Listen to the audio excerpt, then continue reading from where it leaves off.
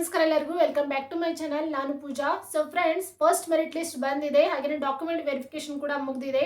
ಇನ್ನೇನು second merit ಲಿಸ್ಟ್ಗೋಸ್ಕರ ನೀವೆಲ್ಲರೂ ಕೂಡ ಕಾಯ್ತಾ ಇದ್ದೀರಾ ಫ್ರೆಂಡ್ಸ್. ರಿಸಲ್ಟ್ ಯಾವಾಗ ಬರುತ್ತೆ? ಹಾಗೆ ಜನ ನನಗೆ ಪ್ರಶ್ನೆನ ಕೇಳ್ತಾ ಇದ್ರಾ, ಮೇಡಮ್ ಸೆಕೆಂಡ್ ಮೆರಿಟ್ ಲಿಸ್ಟ್ ಬಿಡ್ತಾರಾ ಇಲ್ವಾ ಅಂತ ಹೇಳಿ ಪ್ರಶ್ನೆಗಳನ್ನ ಕೇಳ್ತಾ ಇದ್ರಾ. ಮೇಡಮ್ ಸೆಕೆಂಡ್ ಮೆರಿಟ್ ಲಿಸ್ಟ್ ನಲ್ಲಿ ಎಷ್ಟು ಪೋಸ್ಟ್ಗಳು ಖಾಲಿ ಇರಬಹುದು ಅನ್ನೋ ಒಂದು ಅಸಂಪ್ಷನ್ ಅನ್ನ ಕೇಳ್ತಾ ಇದ್ರಾ ಫ್ರೆಂಡ್ಸ್. ಹಾಗಾಗಿನೇ ಈ ಒಂದು ವಿಡಿಯೋನ ತೆಗೆದುಕೊಂಡು ಬಂದಿದ್ದೀನಿ. ಈ ಒಂದು ವಿಡಿಯೋದಲ್ಲಿ ನಿಮ್ಮ ಸೆಕೆಂಡ್ ಮೆರಿಟ್ ಲಿಸ್ಟ್ ಅನ್ನ ಯಾವಾಗ ಬಿಡ್ತಾರೆ, ಹಾಗೆ ಕಟ್ ಆಫ್ ಎಷ್ಟಿರುತ್ತೆ, ಅಂದಾಜಿನ ಮೇರೆಗೆ ನಿಮ್ಮ ಪೋಸ್ಟ್ಗಳು ಎಷ್ಟು ಖಾಲಿ ಇರಬಹುದು ಅಂತ ಈ ವಿಡಿಯೋದಲ್ಲಿ ಚರ್ಚೆ ಮಾಡೋಣ. ಹಾಗಾಗಿ ವಿಡಿಯೋನ ಕೊನೆವರೆಗೂ ನೋಡಿ, ವಿಡಿಯೋನ ಎಲ್ಲೂ ಕೂಡ ಸ್ಕಿಪ್ ಮಾಡಬೇಡಿ. ಹಾಗೆಯೇ ಯಾರು ಹೊಸಬ್ರು ಚಾನೆಲ್ನ ನೋಡ್ತಾ ಇದ್ದೀರಾ, ಪ್ಲೀಸ್ ಚಾನೆಲ್ನ ಸಬ್ಸ್ಕ್ರೈಬ್ ಮಾಡಿಕೊಂಡು ಪಕ್ಕದಲ್ಲಿರುವಂತಹ ಬೆಲ್ ಐಕಾನ್ ಅನ್ನ ಕ್ಲಿಕ್ ಮಾಡೋದಕ್ಕೆ ಮರಿಬೇಡಿ ಫ್ರೆಂಡ್ಸ್. ಹಾಗಿದ್ರೆ ಬನ್ನಿ ವಿಡಿಯೋನ ಸ್ಟಾರ್ಟ್ ಮಾಡೋಣ. ನಿಮ್ಗೆಲ್ಲರಿಗೂ ಗೊತ್ತಿರೋ ಹಾಗೆ 28,740 ಪೋಸ್ಟ್ಗಳನ್ನ ಈ ವರ್ಷ GDS ರಿಕ್ರೂಟ್ಮೆಂಟ್ ನಲ್ಲಿ ಕರೆದಿದ್ರು. So already first merit list ಬಂದಿದೆ. ಮೆರಿಟ್ ಲಿಸ್ಟ್ ನ ಡಾಕ್ಯುಮೆಂಟ್ ವೆರಿಫಿಕೇಶನ್ ಕೂಡ ಇವಾಗ ಡೇಟ್ ಕೂಡ ಮುಗಿದಿದೆ ಫ್ರೆಂಡ್ಸ್.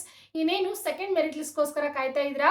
ಸೊ ತುಂಬಾ ಜನರ ಪ್ರಶ್ನೆ ಇದೆ, ಸೆಕೆಂಡ್ ಮೆರಿಟ್ ಲಿಸ್ಟ್ ಬಿಡ್ತಾರಾ ಇಲ್ವಾ ಅಂತ ಹೇಳಿ. ಸೊ ನೋಡಿ, ನಾನು ಕ್ಲಿಯರ್ ಆಗಿ ಹೇಳ್ತೀನಿ, ಸೆಕೆಂಡ್ ಮೆರಿಟ್ ಲಿಸ್ಟ್ ಅನ್ನೋದು ಬಿಡ್ತಾರೆ ಫ್ರೆಂಡ್ಸ್. ಸೊ ಸ್ವಲ್ಪ ಡಿಲೇ ಆಗಿರ್ಬಹುದು, ಆದ್ರೆ ನಿಮ್ಮ ಸೆಕೆಂಡ್ ಮೆರಿಟ್ ಲಿಸ್ಟ್ ಅನ್ನೋದು ಬಿಟ್ಟೇ ಬಿಡ್ತಾರೆ. ಅದು ಕೂಡ ಇವತ್ತು ಬಿಡ್ಬೋದು, ನಾಳೆನೂ ಬಿಡ್ಬೋದು, ಅಥವಾ 10 ಒಳಗಡೆನೂ ಬಿಡ್ಬೋದು ಫ್ರೆಂಡ್ಸ್. ಸೊ ನೋಡಿ, ಅವರು ಮೆನ್ಷನ್ ಮಾಡಿದ್ದಾರೆ ಆಫಿಷಿಯಲ್ ವೆಬ್ಸೈಟ್ ನಲ್ಲಿ ಏಪ್ರಿಲ್ನ ಫಸ್ಟ್ ವೀಕ್ ಅಂತ ಹೇಳಿ ಅವರು ಮೆನ್ಷನ್ ಅನ್ನ ಮಾಡಿದ್ದಾರೆ. ಆದ್ರೆ ಪರ್ಟಿಕ್ಯುಲರ್ ಆಗಿ ಡೇಟ್ ಅನ್ನ ಮೆನ್ಷನ್ ಮಾಡಿಲ್ಲ, ಯಾವ ಡೇಟ್ಗೆ ನಾವು ರಿಲೀಸ್ ಮಾಡ್ತೀವಿ ಅಂತ ಹೇಳಿ. ಸೊ ಈಗಾಗಲೇ ನಿಮ್ಮ ಒಂದು ಸೆಕೆಂಡ್ ಮೆರಿಟ್ ಲಿಸ್ಟ್ ಅನ್ನ ಅವರು ರಿಲೀಸ್ ಮಾಡಬೇಕಿತ್ತು, ಬಟ್ ಕೆಲವೊಂದು ಕಾರಣಗಳಿಂದ ಡಿಲೇ ಆಗಿರ್ಬೋದು. ಆದ್ರೆ ಯಾರು ಕೂಡ ಭಯ ಪಡ್ಲಿಕ್ಕೆ ಹೋಗಬೇಡಿ, ನಿಮ್ಮ ಸೆಕೆಂಡ್ ಮೆರಿಟ್ ಲಿಸ್ಟ್ ಅನ್ನೋದು ಬಿಟ್ಟೇ ಬಿಡ್ತಾರೆ. ಸೊ ನೀವು ನಿಮ್ಮ ಡಾಕ್ಯುಮೆಂಟ್ಗಳನ್ನ ಕೇವಲ ರೆಡಿ ಮಾಡಿ ಇಟ್ಕೊಳ್ಳಿ ಫ್ರೆಂಡ್ಸ್. ಸೊ ಯಾವ ಎಲ್ಲ ಇಂಪಾರ್ಟೆಂಟ್ ಡಾಕ್ಯುಮೆಂಟ್ಗಳು ಅಂತ ಪ್ರತಿ ವಿಡಿಯೋದಲ್ಲಿ ಹೇಳ್ತಾ ಇರ್ತೀನಿ. ಸೊ ಅದೇ ರೀತಿಯಾಗಿ ಈ ವಿಡಿಯೋದಲ್ಲಿ ಕೂಡ ಹೇಳ್ತಾ ಇದ್ದೀನಿ, ನಿಮ್ಮ ಒಂದು ಇಂಪಾರ್ಟೆಂಟ್ ಡಾಕ್ಯುಮೆಂಟ್ಗಳನ್ನ ರೆಡಿ ಮಾಡಿ ನಿಮ್ಮ ಹತ್ರ ಇಟ್ಕೊಳ್ಳಿ. ಇನ್ನು ಸೆಕೆಂಡ್ ಪ್ರಶ್ನೆನ ಕೇಳ್ತಾ ಇದ್ರಾ, ಮೇಡಮ್ ಕಟ್ ಆಫ್ ಎಷ್ಟು ನಿಲ್ಬಹುದು ಅಂತ ಹೇಳಿ. ನೋಡಿ ಫ್ರೆಂಡ್ಸ್, ಇವಾಗ ಫಸ್ಟ್ ಮೆರಿಟ್ ಲಿಸ್ಟ್ ನ ಕಟ್ ಆಫ್ ನೋಡ್ಬೇಕಾದ್ರೆ ನೀವು 94 ದಿಂದಾನೇ ನಿಂತಿತ್ತು PWD ಅವರಿಗೆ. ಹಾಗೆಯೇ 98, 97 ಈ ರೀತಿಯಾಗಿ ಯಾರು ತಗೊಂಡಿದ್ದಾರೆ ಅವರು ಅಲ್ಲಿ ಸೆಲೆಕ್ಟ್ ಆಗಿರುವಂತ ಚಾನ್ಸಸ್ ಇದೆ.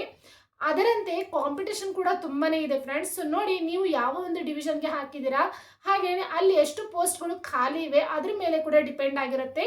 ಸೊ ಹಾಗಾಗಿ ಅವರು ಸೆಲೆಕ್ಟ್ ಆಗಿರ್ಬೋದು. ಈಗ ನಿಮ್ಮ ಒಂದು ಸೆಕೆಂಡ್ ಮೆರಿಟ್ ಲಿಸ್ಟ್ ನ ಕಟ್ ಆಫ್ ಬಂದ್ಬಿಟ್ಟು 90 ಮೇಲೆ ಅಂತ ಇಟ್ಕೊಳ್ಳಿ. ಸೊ 90 ಮೇಲೆ ಅಂತ ಅಂದ್ರೆ 93, 94, 95 ಈ ರೀತಿಯಾಗಿ ಯಾರು ಪರ್ಸೆಂಟೇಜ್ ಅನ್ನ 10th ನಲ್ಲಿ ತೆಗೆದುಕೊಂಡಿದ್ದಾರೆ, ಸೊ ಅವರು ಸೆಲೆಕ್ಟ್ ಆಗುವಂತ ಚಾನ್ಸಸ್ ಇರುತ್ತೆ ಫ್ರೆಂಡ್ಸ್. ಸೊ ನೀವೆಲ್ಲರೂ ಕೂಡ ಮೆಸೇಜ್ ಮಾಡ್ತಾ ಇದ್ರ 96 ಇದೆ, 95 ಇದೆ ಮೇಡಮ್, ಆದ್ರೂ ಕೂಡ ನಾನು ಸೆಲೆಕ್ಟ್ ಆಗಿಲ್ಲ ಅಂತ ಹೇಳಿ. ಅದಕ್ಕೆ ಒಂದೇ ಉತ್ತರ ಅಂತ ಅಂದ್ರೆ ಕಾಂಪಿಟೇಷನ್ ಫ್ರೆಂಡ್ಸ್. ಸೊ ಕಾಂಪಿಟೇಷನ್ ತುಂಬಾನೇ ಇದೆ. ಸೊ ತುಂಬಾ ಜನ ಕೊರೋನಾ ಬ್ಯಾಚ್ ದಿಂದ ಕೂಡ ಅಪ್ಲೈ ಅನ್ನ ಮಾಡಿರೋದ್ರಿಂದ ಸೊ ಅಲ್ಲಿ ಅವರು ಒಂದು ಸೆಲೆಕ್ಟ್ ಆಗುವಂತ ಚಾನ್ಸಸ್ ಕೂಡ ತುಂಬಾನೇ ಇರುತ್ತೆ. ಯಾಕಂದ್ರೆ ನಿಮ್ಗೆಲ್ಲರಿಗೂ ಗೊತ್ತು, ಕೊರೋನಾ ಟೈಮ್ ನಲ್ಲಿ ಹೇಗೆ ಡಿಪಾರ್ಟ್ಮೆಂಟ್ ಅವರು ಎಕ್ಸಾಮ್ಗಳನ್ನ ನಡೆಸಿದಾರೆ ಅಂತ ಹೇಳಿ. ಸೊ ಅದ್ರ ಬೇಸ್ ಮೇಲೆ ಕೂಡ ಸೆಲೆಕ್ಟ್ ಆಗಿರ್ಬೋದು. ಬಟ್ ಭಯ ಪಡ್ಲಿಕ್ಕೆ ಹೋಗಬೇಡಿ, ಸೆಕೆಂಡ್ ಮೆರಿಟ್ ಲಿಸ್ಟ್ ಅನ್ನ ಇನ್ನೇನು ಬಿಡ್ತಾರೆ, ಸೊ ನೀವು ಕೂಡ ಸೆಲೆಕ್ಟ್ ಆಗ್ಬೋದು. ಬಟ್ ನಿಮ್ಮ ಒಂದು ಡಾಕ್ಯುಮೆಂಟ್ಗಳನ್ನ ಕರೆಕ್ಟ್ ಆಗಿ ಇಟ್ಕೊಳ್ಳಿ ಫ್ರೆಂಡ್ಸ್. ಡಾಕ್ಯುಮೆಂಟ್ಗಳು ವೆರಿ ಇಂಪಾರ್ಟೆಂಟ್ ಅಂತ ಹೇಳ್ಬೋದು. ಸೊ ಇದರಿಂದಾನೇ ನೀವು ಸೆಲೆಕ್ಟ್ ಆಗುವಂತ ಚಾನ್ಸಸ್ ತುಂಬಾ ಇರುತ್ತೆ. ಬಂದ್ಬಿಟ್ಟು ಮೇಡಮ್ ಎಷ್ಟು ಪೋಸ್ಟ್ಗಳು ಖಾಲಿ ಇರ್ಬೋದು ಒಂದು ಅಂದಾಜಿನ ಮೇರೆಗೆ ಹೇಳಿ ಅಂತ ಹೇಳ್ತಾ ಇದ್ದೀರಾ. ಸೊ ನೋಡಿ ಫ್ರೆಂಡ್ಸ್, ಒಂದು ಅಂದಾಜಿನ ಮೇರೆಗೆ ನಿಮ್ಮ ಪೋಸ್ಟ್ಗಳು ಎಷ್ಟು ಖಾಲಿ ಇವೆ ಅಂತ ಹೇಳಿ ನಾನಿವಾಗ ನಿಮಗೆ ಒಂದು ಸ್ಕ್ರೀನ್ ರೆಕಾರ್ಡರ್ ಮೂಲಕ ತೋರಿಸ್ತಾ ಇದ್ದೀನಿ. ಸೊ ಎಲ್ಲರೂ ಕೂಡ ನೋಡಿ. ಸೊ ಇದೇ ರೀತಿಯಾಗಿ ನಿಮ್ಮ ಒಂದು ಸೆಕೆಂಡ್ ಮೆರಿಟ್ ಲಿಸ್ಟ್ ನಲ್ಲಿಯೂ ಕೂಡ ಇಂತಿಷ್ಟು ಪೋಸ್ಟ್ಗಳು ಖಾಲಿ ಇವೆ ಅಂತಾನೆ ಬರ್ತವೆ ಫ್ರೆಂಡ್ಸ್. ಹಾಗಾಗಿನೇ ಯಾರು ಕೂಡ ವಿಚಾರ ಮಾಡ್ಲಿಕ್ಕೆ ಹೋಗಬೇಡಿ. ಹಾಗಿದ್ರೆ ಬನ್ನಿ, ನಾನು ನನ್ನ ಸ್ಕ್ರೀನ್ ರೆಕಾರ್ಡರ್ ಅನ್ನ ಇವಾಗ ಆನ್ ಮಾಡ್ತೀನಿ. GDS ಅಂತ ಸರ್ಚ್ ಮಾಡಿ. ಇಲ್ಲಿ ಇಂಡಿಯಾ ಪೋಸ್ಟ್ GDS ಆನ್ಲೈನ್ ಅಂತ ಇದೆ ಅಲ್ವಾ, ಸೊ ಇಲ್ಲಿ ಕ್ಲಿಕ್ ಮಾಡಿ. ಇಲ್ಲಿ ನೋಡ್ಬೋದು ನೀವು, ಹೋದ ವರ್ಷದ ರಿಸಲ್ಟನ್ನು ಕೊಟ್ಟಿದ್ದಾರೆ. ಶೆಡ್ಯೂಲ್ 1 January 2025 ಅಂತ ಅಂದರೆ 2025ರ ರಿಸಲ್ಟನ್ನು ಕೊಟ್ಟಿದ್ದಾರೆ. ಸೊ ಇಲ್ಲಿ ಕ್ಲಿಕ್ ಮಾಡಿ. ಸೊ ಇಲ್ಲಿ ಕ್ಲಿಕ್ ಮಾಡಿ ಯಾವ ಒಂದು ರಾಜ್ಯ ಅಂತ ಅಂದರೆ ಇಲ್ಲಿ ನಾವು ಕರ್ನಾಟಕನೇ ಸರ್ಚ್ ಮಾಡ್ತಾ ಇರ್ತೀವಿ. ಸೊ ಕರ್ನಾಟಕದಲ್ಲಿ list of short listed candidate ಅಂತ ಇದೆ. ಸೊ ನೋಡಿ, supplementary first list, supplementary second list, supplementary third, fourth, fifth, sixth ನೋಡಿದ್ರಾ. ಸೊ ನೋಡಿದ್ರಲ್ವಾ. ಸೊ 2025ನಲ್ಲಿ 6th ಮೆರಿಟ್ ಲಿಸ್ಟನ್ನು ಬಿಟ್ಟಿದ್ದಾರೆ ಫ್ರೆಂಡ್ಸ್. ಸೊ ಹಾಗಾಗಿನೇ ಯಾರೂ ಕೂಡ ವಿಚಾರ ಮಾಡಲಿಕ್ಕೆ ಹೋಗಬೇಡಿ. ನಿಮಗೂ ಕೂಡ 1 to 5 ಮೆರಿಟ್ ಲಿಸ್ಟ್ ಆದರೂ ಬಿಡ್ಬೋದು. ಇಲ್ಲ ಅಂತಂದರೆ ಪೋಸ್ಟ್ಗಳು ತುಂಬಾ ಖಾಲಿ ಇವೆ ಅಂತ ಅಂದರೆ 1 to 6 ಮೆರಿಟ್ ಲಿಸ್ಟ್ಗಳನ್ನು ಕೂಡ ಬಿಡ್ತಾರೆ ಫ್ರೆಂಡ್ಸ್. ಸೊ ನಿಮ್ಮ ಒಂದು ಸೆಕೆಂಡ್ ಮೆರಿಟ್ ಲಿಸ್ಟ್ ಬಂದಾಗ ನಿಮಗೆ ಗೊತ್ತಾಗುತ್ತೆ ಎಷ್ಟು ಪೋಸ್ಟ್ಗಳು ಖಾಲಿ ಇವೆ ಅಂತ ಹೇಳಿ. ಸೊ ನೋಡಿ, ಇವಾಗ ಇಲ್ಲಿ ನಾವು ಚೆಕ್ ಮಾಡೋಣ. ನೋಡಿ ಫ್ರೆಂಡ್ಸ್, ಇವಾಗ ಫಸ್ಟ್ ಮೆರಿಟ್ ಲಿಸ್ಟ್ ಬಿಟ್ಟಾಗ ಎಷ್ಟು ಪೋಸ್ಟ್ಗಳನ್ನು ಬಿಟ್ಟಿದ್ರು, ಹಾಗೆಯೇ ಎಷ್ಟು ಪೋಸ್ಟ್ಗಳು ಸೆಲೆಕ್ಟ್ ಆಗಿವೆ ಅಂತ ಮೊದಲು ನೋಡೋಣ. ಇಲ್ಲಿ list of short listed candidate ಅಂತ ಇದೆ ಅಲ್ವಾ, ಇಲ್ಲಿ ಕ್ಲಿಕ್ ಮಾಡಿ. ನೋಡಿ, ನೀವು ನೋಡ್ಬೋದು ಒಂದು PDF ಇದೆ. ಇವಾಗ ನಿಮ್ಮ ಒಂದು PDF ಹೇಗೆ ಬಿಟ್ಟಿದ್ದಾರೆ ಫಸ್ಟ್ ಮೆರಿಟ್ ಲಿಸ್ಟ್ನ, ಇದೇ ರೀತಿಯಾಗಿ PDF ಇದೆ ಫ್ರೆಂಡ್ಸ್ ಇದು. ಸೊ ನೋಡ್ಬೋದು, ಈ ವರ್ಷ ನಿಮಗೆ 1020 ಪೋಸ್ಟ್ಗಳು ಸೆಲೆಕ್ಟ್ ಮಾಡಿದ್ದಾರೆ ಅಂತ ನೀವು ಅಂದ್ಕೊಳ್ತಾ ಇದ್ದೀರಾ ಅಲ್ವಾ. ಸೊ ಅಷ್ಟು ಸ್ಟೂಡೆಂಟ್ಗಳನ್ನು ಸೆಲೆಕ್ಟ್ ಮಾಡಿಕೊಂಡು ಅವರು ಡಾಕ್ಯುಮೆಂಟ್ ವೆರಿಫಿಕೇಷನನ್ನು ಮಾಡ್ಕೊಂಡಿದ್ದಾರೆ. ಆದರೆ ಅದರಲ್ಲಿ ತುಂಬ ಜನರು ರಿಜೆಕ್ಟ್ ಆಗಿಯೂ ಕೂಡ ಬಂದಿರ್ತಾರೆ ಫ್ರೆಂಡ್ಸ್. ಸೊ ಹಾಗಾಗಿನೇ ಹೇಳ್ತಾ ಇದ್ದೀನಿ, ಯಾರು ಮೆರಿಟ್ ಲಿಸ್ಟ್ ಬಂದಾಗ ನಿಮಗೆ ಗೊತ್ತಾಗುತ್ತೆ. ಇವಾಗ 1119 ಪೋಸ್ಟ್ಗಳನ್ನು ಇಲ್ಲಿ ಸೆಲೆಕ್ಟ್ ಮಾಡಿದ್ದಾರೆ, ಓಕೆನಾ. ಹಾಗಿದ್ರೆ ಇವಾಗ ಸೆಕೆಂಡ್ ಮೆರಿಟ್ ಲಿಸ್ಟ್ನಲ್ಲಿ ಎಷ್ಟು ಪೋಸ್ಟ್ಗಳು ಖಾಲಿ ಇವೆ ಅಂತ ನೋಡೋಣ. ಸೊ ನೋಡಿ, ಸಪ್ಲಿಮೆಂಟ್ರಿ ಲಿಸ್ಟ್ ಆಫ್ ಸೆಕೆಂಡ್.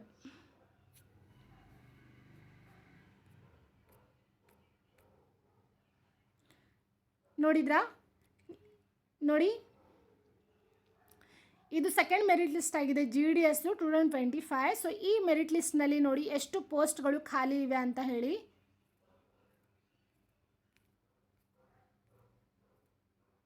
ಇದು ಒಂದು PDF ಆಗಿದೆ ನೋಡಿ, 600 ಪೋಸ್ಟ್ಗಳು ಖಾಲಿ ಇದ್ವು ಹೌದಲ್ವಾ. ಸೊ ಫಸ್ಟ್ ಮೆರಿಟ್ ಲಿಸ್ಟ್ನಲ್ಲಿ 1119 ಅವರು ಪೋಸ್ಟ್ಗಳನ್ನು ಸೆಲೆಕ್ಟ್ ಮಾಡಿದರೂ ಕೂಡ ಸೆಕೆಂಡ್ ಮೆರಿಟ್ ಲಿಸ್ಟ್ನಲ್ಲಿ ಮತ್ತೆ ನಿಮಗೆ 600 ಪೋಸ್ಟ್ಗಳು ಖಾಲಿ ಇವೆ ಫ್ರೆಂಡ್ಸ್. ಅದಕ್ಕಾಗಿಯೇ ಹೇಳ್ತಾ ಇದ್ದೀನಿ, ತುಂಬ ಜನರು ರಿಜೆಕ್ಟ್ ಆಗಿ ಹೊರಗೆ ಬರೋದು ಕಾರಣದಿಂದ ಅವರು ಮೆರಿಟ್ ಲಿಸ್ಟ್ಗಳನ್ನು ಬಿಡ್ತಾನೆ ಇರ್ತಾರೆ. ಮತ್ತು GDSನಲ್ಲಿ ಯಾವುದೇ ತರಹದ ಪರೀಕ್ಷೆ ಇಲ್ಲ, ನಿಮ್ಮ ಒಂದು ಮೆರಿಟ್ ಆಧಾರದ ಮೇಲೆ ನಿಮಗೆ ಸೆಲೆಕ್ಟ್ ಮಾಡೋದ್ರಿಂದ ಏನಾಗುತ್ತೆ, ಡಾಕ್ಯುಮೆಂಟ್ಗಳು ತುಂಬಾ ಇಂಪಾರ್ಟೆಂಟ್ ಆಗಿರುತ್ತೆ ಫ್ರೆಂಡ್ಸ್. ಡಾಕ್ಯುಮೆಂಟ್ನಲ್ಲಿ ಒಂದು ವೇಳೆ ನಿಮ್ಮ ಹೆಸರಿನಲ್ಲಿ ಚೇಂಜ್ ಆಗಿದ್ರು ಕೂಡ ರಿಜೆಕ್ಟ್ ಆಗ್ತೀರಾ, ಅಡ್ರೆಸ್ನಲ್ಲಿ ಏನಾದರೂ ತಪ್ಪಾಗಿದ್ರೆ ಅದಕ್ಕೂ ಕೂಡ ರಿಜೆಕ್ಟ್ ಆಗ್ತೀರಾ, ಒಂದು ಸ್ಪೆಲ್ಲಿಂಗ್ ಕೂಡ ನೀವು ರಾಂಗ್ ಆಗಿದ್ರು ಕೂಡ ಅವರು ರಿಜೆಕ್ಟ್ ಮಾಡಿ ಕಳಿಸ್ತಾರೆ ಫ್ರೆಂಡ್ಸ್. ಮತ್ತೆ ಅವ್ರಿಗೆ ಮುಂದೆ ಚಾನ್ಸ್ ಕೂಡ ಸಿಗೋದಿಲ್ಲ. ಸೊ ಇದರಿಂದನೇ ನೀವು ತಿಳ್ಕೊಳ್ಬೋದು ಇವಾಗ ನಿಮ್ಮ ಸೆಕೆಂಡ್ ಮೆರಿಟ್ ಲಿಸ್ಟ್ನಲ್ಲಿ ಮತ್ತೆ 500 ವೇಕೆನ್ಸಿ ಆದರೂ ನಿಮಗೆ ಇರುತ್ತೆ ಅಂತ ಹೇಳಿ. ಹಾಗಾಗಿ ನೀವು ಯಾರೂ ಕೂಡ ವಿಚಾರ ಮಾಡಲಿಕ್ಕೆ ಹೋಗಬೇಡಿ, ನಿಮ್ಮ ಒಂದು ಸೆಕೆಂಡ್ ಮೆರಿಟ್ ಲಿಸ್ಟ್ ಬಂದೇ ಬರುತ್ತೆ ಕೂಡ. ಇವಾಗ 10 ಒಳಗಡೆನೇ ಬರ್ಬೋದು ಫ್ರೆಂಡ್ಸ್. ಇವಾಗ ಬರಬೇಕಿತ್ತು ನಿಮ್ಮ ರಿಸಲ್ಟ್ ಅನ್ನೋದು, ಬಟ್ ಸ್ವಲ್ಪ ಡಿಲೇ ಆಗಿದೆ. ಕೆಲವೊಂದು ಕಾರಣಾಂತರಗಳಿಂದ ಡಿಲೇ ಆಗಿರ್ಬೋದು. ಇಲ್ಲ ಒಂದು ವೇಳೆ ಇವಾಗ ಸೆಕೆಂಡ್ PU ಆಗಲಿ ಅಥವಾ 10th ಆಗಲಿ ಇವರ ಒಂದು ಎಕ್ಸಾಮ್ಗಳು ಆಗಿವೆ. ಸೊ ಇವರ ಒಂದು ರಿಸಲ್ಟ್ ಬರ್ತಾ ಇವೆ, ಇದರಿಂದ ಕೂಡ ಒಂದು ಸ್ವಲ್ಪ ಲೇಟ್ ಆಗಿರ್ಬೋದು. ಇಲ್ಲ ಡಾಕ್ಯುಮೆಂಟ್ ವೆರಿಫಿಕೇಷನಲ್ಲಿ ಏನಾದರೂ ಒಂದು ಅಡೆತಡೆಗಳಾಗಿರ್ಬೋದು, ಇದರಿಂದನೂ ಕೂಡ ನಿಮ್ಮ ಒಂದು ರಿಸಲ್ಟ್ ಅನ್ನೋದು ಡಿಲೇ ಆಗ್ತಾ ಇರ್ಬೋದು.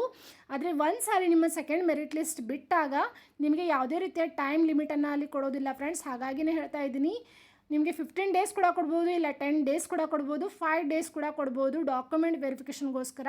ಅದಕ್ಕಾಗಿಯೇ ಮುಂದೆನೇ ನಾನು ಎಲ್ಲ ರೆಡಿ ಮಾಡಿ ಇಟ್ಕೊಳ್ತೀನಿ ಅನ್ನೋದಕ್ಕಿಂತ ಇವತ್ತು ನಿಮ್ಮ ಡಾಕ್ಯುಮೆಂಟ್ಗಳನ್ನು ಕರೆಕ್ಟಾಗಿ ಇಟ್ಕೊಳ್ಳಿ. ಇಂಪಾರ್ಟೆಂಟ್ ಯಾವ ಡಾಕ್ಯುಮೆಂಟ್ಗಳು ಇವೆ, ಇದರಲ್ಲಿ ನಿಮಗೆ ಏನೇ ಡೌಟ್ ಇದ್ರೂ ಕೂಡ ನೀವು ಫ್ರೀಲಿ ನನಗೆ ಮೆಸೇಜ್ ಮಾಡಿ ಫ್ರೆಂಡ್ಸ್, ನಾನು ಖಂಡಿತವಾಗ್ಲೂ ಉತ್ತರಿಸ್ತೀನಿ ಅಂತ ಹೇಳ್ತಾ ಕ್ಲಿಯರ್ ಆಗಿದೆ ಅಂತ ಅನ್ಕೋತೀನಿ. ಇದರಲ್ಲಿ ಏನೇ ಡೌಟ್ ಇದ್ರೂ ಕೂಡ ನೀವು ಪ್ರಶ್ನೆಯನ್ನು ಕೇಳ್ಬೋದು. ಇವಾಗ ಸೆಕೆಂಡ್ ಲಿಸ್ಟ್ ಆಯಿತು, ಇವಾಗ ಥರ್ಡ್ ಲಿಸ್ಟ್ ನೋಡಿಬಿಡಿ ಒಂದ್ಸಲ. ಸೊ ಇವಾಗ ಥರ್ಡ್ ಲಿಸ್ಟ್ ಕೂಡ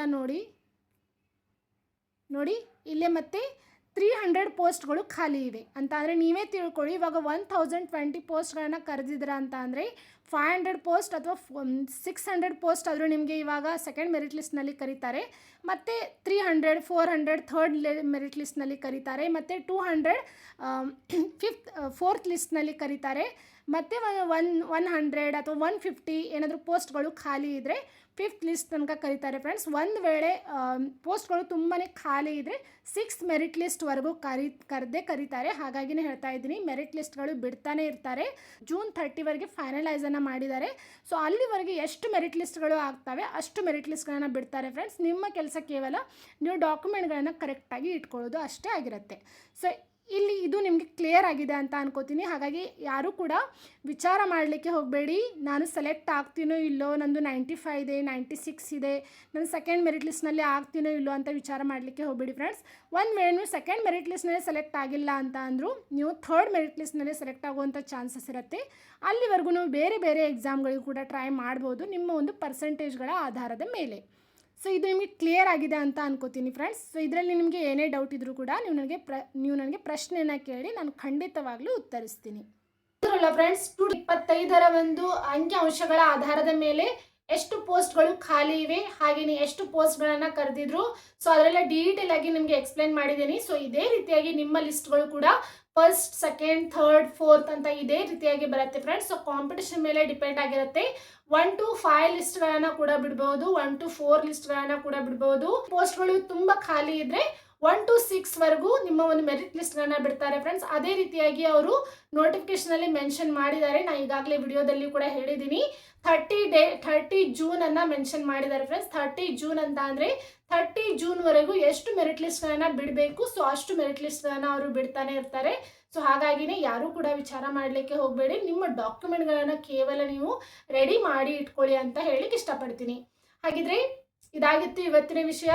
ಮುಂದಿನ ವಿಡಿಯೋ ಮತ್ತೊಂದು ವಿಷಯದ ಜೊತೆ ಬರ್ತೀನಿ. ಅಲ್ಲಿವರೆಗೂ ಈ ಒಂದು ವಿಡಿಯೋ ನಿಮಗೆ ಸ್ವಲ್ಪ ಆದರೂ ಇನ್ಫಾರ್ಮೇಟಿವ್ ಅಂತ ಅನಿಸಿದ್ರೆ ಪ್ಲೀಸ್ ಇದೇ ಒಂದು ಚಾನಲ್ನಲ್ಲಿ GDSಗೆ ಸಂಬಂಧಪಟ್ಟಂಥ ಎಲ್ಲ ಅಪ್ಡೇಟ್ಗಳಾಗಿರ್ಬೋದು, ಹಾಗೆಯೇ ಶಿಕ್ಷಣಕ್ಕೆ ಸಂಬಂಧಪಟ್ಟಂಥ ಯೂಟ್ಯೂಬ್ ರಿಲೇಟೆಡ್ ಅಂತ ಅಪ್ಡೇಟ್ಗಳ ವಿಡಿಯೋಸ್ಗಳು ನೋಡಲಿಕ್ಕೆ ಸಿಗುತ್ತೆ ಅಂತ ಹೇಳ್ತಾ ಮುಂದೆ ಸಿಗೋಣ. ಅಲ್ಲಿವರೆಗೂ ಬಾಯ್.